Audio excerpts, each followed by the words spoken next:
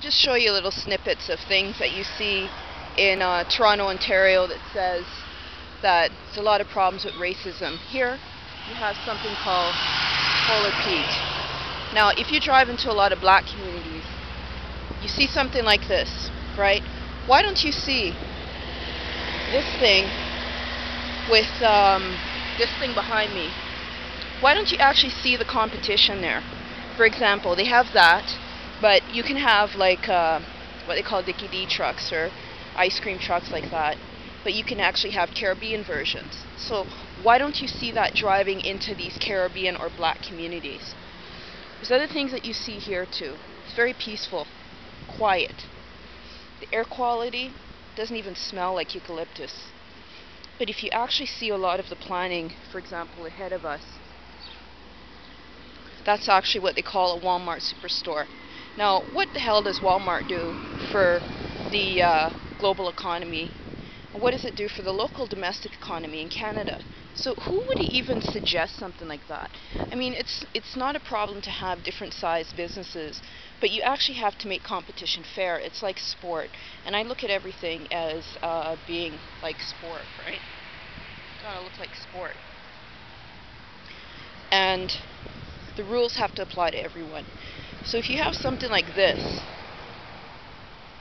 so you have like these big supersized like Walmarts. Walmart is always open on holidays, or they have extended hours, and I don't see any other businesses with that same I don't even want to say privilege, because it's not a privilege.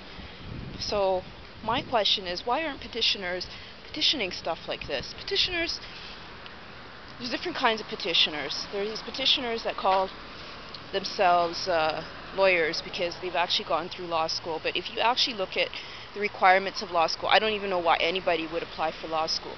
You actually have to write an entrance exam that is so disrespectful to a client-professional relationship. You don't deal with your clients the way that a law school exam is written. So there's different things, I've just been reflecting on, and I'm just going to put this stuff out there. Right now I feel like getting a Slurpee, but Slurpee isn't really something that I integrate regularly on a regular basis in my diet. My diet is chemical-free, pesticide-free. I try and make my own everything. So what they do in Toronto, Ontario is they sell a lot of crap to the black community, and they make a lot of money off the black community. Black community is very sick. Diabetes, poverty, broken families. Like, what kind of thing is this? So how do you actually activate resources so that you move from point 1 to point 2? So I'm on my way to a place called Slurpee Place. It's not called that though. I don't want to give it free advertising, but actually 7-Eleven. So why can't I go to, for example, I'm underneath a bridge. Why can't that be like a local business? Again, you have to have this balance between small businesses and different size businesses.